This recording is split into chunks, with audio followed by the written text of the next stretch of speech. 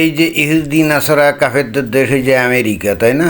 তো সাধারণভাবে তো এই আমেরিকা তো মুসলমানদের শত্রু, তাই না? এবং মুসলমানরাও কায়মনোবাক্যে এই আমেরিকার ধ্বংস কামনা করে।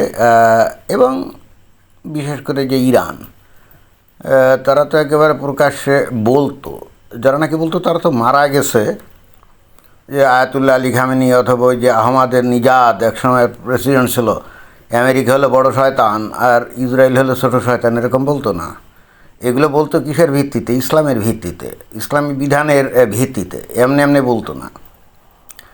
তো এখন মমিন মুসলমানরা খেয়াল করছে কিনা আমি জানি না, পৃথিবীতে যে সমস্ত লোকজন মনে করেন ইসলামী শাসন কায়েম করার জন্য আন্দোলন সংগ্রাম করছে এবং হয়তো কোথাও কোথাও তারা ইসলামী শাসন কায়েম করেও ফেলছে, অতঃপর এই যখনই সেটা ঘটবে স্বাভাবিকভাবে তাদের সাথে কিন্তু আমেরিকার দ্বন্দ্ব সংঘাত একেবারে সাথে সাথে তৈরি হবে। যদিও এক শ্রেণীর লোকজন, বা আমারও কাছে মাঝে মাঝে মনে হয় যে আমেরিকা নিজেই কিন্তু এই যে ইসলামী মৌলবাদকে উস্কে দেয়, দিয়ে তাদেরকে ক্ষমতা আনার জন্য তারা পয়সা কুড়িয়ে খরচ করে।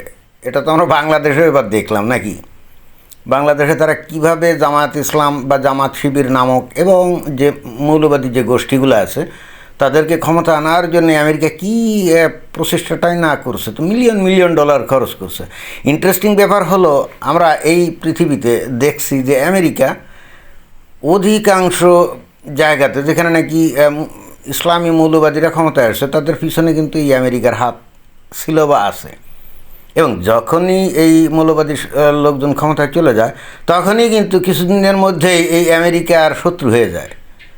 কারণ হচ্ছে যে যত যাই বলেন না কেন, ইভেনচুয়ালি যারা নাকি ইসলামের পথের পথিক তারা তো ভাই কোনোভাবেই এই যে আমেরিকাকে বন্ধুরূপে গণ্য করতে পারে না, ইসরায়েলকে বন্ধুরূপে গণ্য করতে পারে না। এটা তো অসম্ভব ব্যাপার।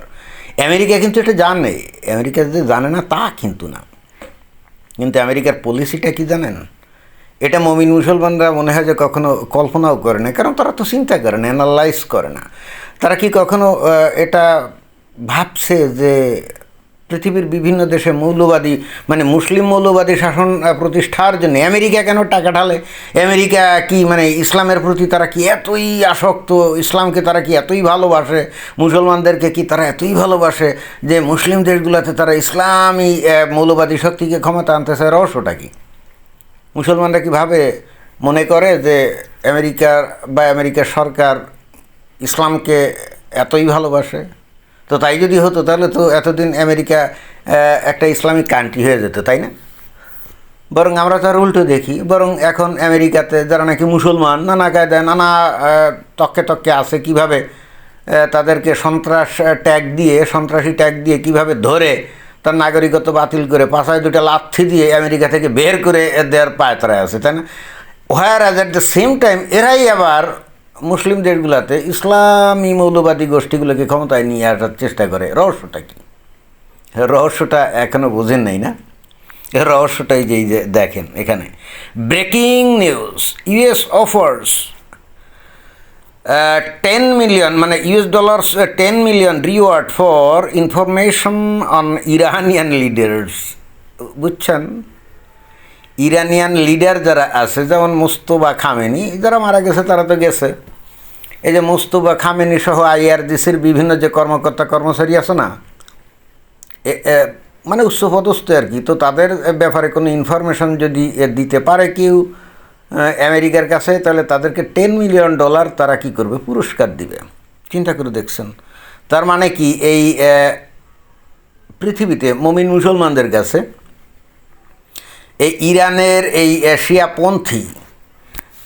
শিয়াপন্থী এই লিডারগুলা কি তাদের কাছে আদর্শ না? কারণ এরা হতে পারে শিয়া ইসলাম অনুসরণ করে, বাট সেই শিয়া ইসলামের বিধিবিধান তো তারা অক্ষরে অক্ষরে পালন করে, তাই না? তার মানে তারা খাঁটি, অন্তত শিয়া ইসলামের অনুযায়ী তারা খাঁটি মুসলমান, সহি মুসলমান। তো তাদের উপরে যদি আমেরিকা 10 মিলিয়ন ডলার পুরস্কার ঘোষণা করে যে তাদের ব্যাপারে খবর ধরে আনার দরকার নেই, জাস্ট খবর দিলেই হবে, তাহলেই আমেরিকা তাকে সাইজ করে দিবে। তাহলে এদেরকে কি ক্রিমিনাল হিসেবে চিহ্নিত করলো না? তাহলে দুনিয়ার মুসলমান যাদেরকে খাঁটি ইমানদার বান্দা মনে করে, আমেরিকা তাকে কি মনে করছে? ক্রিমিনাল। কি বললেন? এটা তো শিয়া মুসলমানদের ব্যাপার গেল, তাই না? এবার আসেন সুন্নি মুসলমানদের ব্যাপারে। এই যে আবু বকর আল বাগদাদি যে ইসলামী শাসন প্রতিষ্ঠা করছিল, ইসলামী খালিফাত, এই যে এই সিরিয়া ইরাকে, তাই না?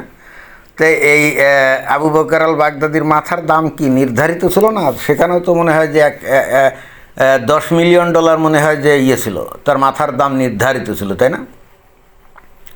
তারপরে মনে করেন যে মুসলমানদের নয়নের মণি এই যে এই ওসামা বিন লাদেন যে নাকি নিউ ইয়র্কের টুইন টাওয়ার আক্রমণ, মানে সে করে নাই, তার অনুসারীরা করছিল, তাই না? তো সে ওসামা বিন লাদেনেরও তো মাথার দাম ঘোষণা করছিল, কি করে নাই? করছিল তো। ওদের কথা কেন বলি? এই যে আফগানিস্তানের যে মুসলমানদের, মানে তালেবানদেরকে বাংলাদেশের মানুষ এখন খাঁটি সই মুসলমান মনে করে। এই তালেবানদের একসময় নেতা ছিল কে? মোল্লা ওমর। তো মোল্লা ওমরের মাথার দাম কি নির্ধারণ করে নাই নাকি?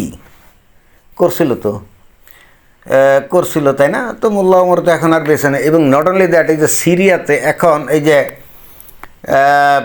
যে এখন ওই যে প্রেসিডেন্ট, কী জানি ওর নাম, ওই বাশার আল আসাদকে উচ্ছেদ করে দিয়ে কী জানি নামটা ভুলে গেলাম, তার মাথার দামও ওই রকম ধার্য ছিল, কিন্তু কত মনে হয় যে $1 মিলিয়ন নাকি $50 লক্ষ এরকম।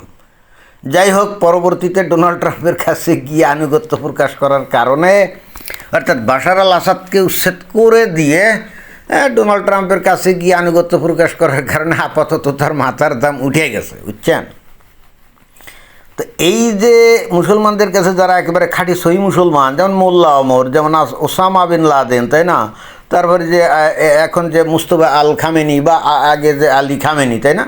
তো এদের মাথার দাম এই যে আমেরিকা নির্ধারণ করে আসলে কী বলতে চাচ্ছে? কি বলতে চাচ্ছে? এরা সবকটা ক্রিমিনাল, এরা সবকটা সন্ত্রাসী, এরা সবকটা অপরাধী, এরা সবকটা মানবতার শত্রু, তাই না? অথচ মুসলমানদের কাছে এরা কিন্তু খাঁটি মুসলমান, রাইট? তার মানে আমেরিকা কী বার্তা দিতে চাচ্ছে? যে ইসলাম নামক যে ধর্মীয় বিধিবিধান আছে বা ইসলামটা আসলে একটা ক্রিমিনাল আদর্শ, এটাই কি বুঝাতে চাচ্ছে না?